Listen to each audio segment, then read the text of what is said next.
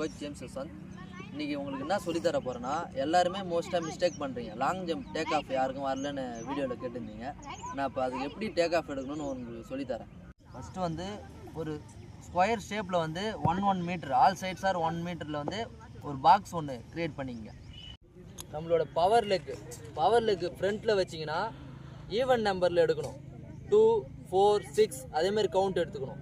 Next வந்து நம்மளோட power leg வந்து பேக் சைடில் வச்சிங்கன்னா ஆன் நம்பர் 1, 3 அதேமாரி வந்து ஆன் நம்பரில் வந்து நம்ம கவுண்ட் பண்ணிக்கணும்.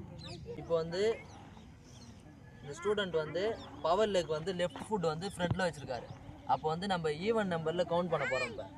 இப்போ ஈவன் நம்பரில் ஒரு 8 கவுண்ட் எடுத்து பார்ப்போம். ரெடி?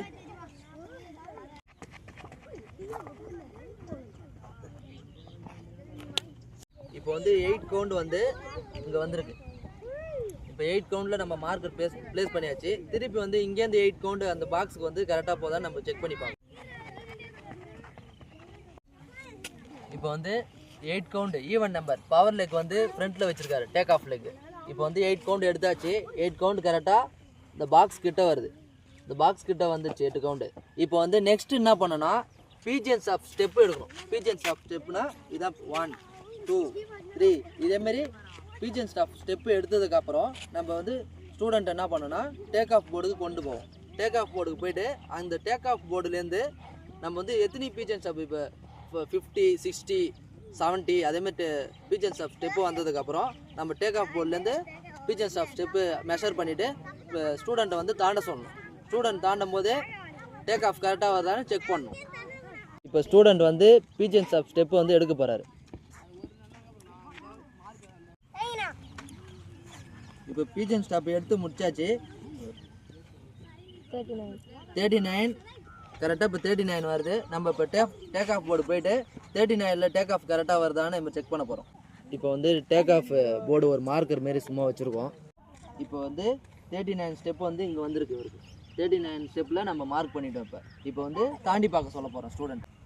இப்போ வந்து நம்மக்கிட்ட லாங் ஜம்ப் ப்ராக்டிஸாக வந்திருக்காங்க. அதனால தான் லாங் ஜம்ப் டேக் ஆஃப் வந்து பேசிக்லேருந்தே சொல்லி தரோம். அப்போ தான் பசங்களை வந்து நல்லா இம்ப்ரூவ்மெண்ட் ஆகும் ரேஸ்லாம். டேக் ஆஃப் ஸ்பீடில் தான் வந்து லாங் ஜம்ப் வந்து கரெக்டாக பண்ண முடியும்.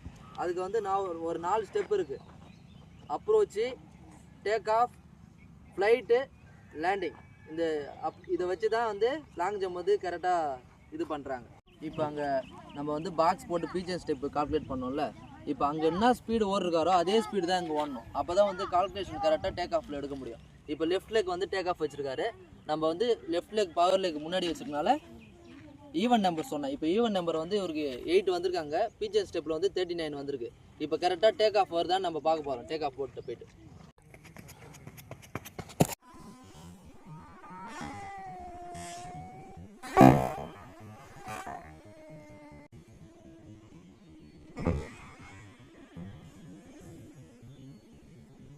do follow for more content.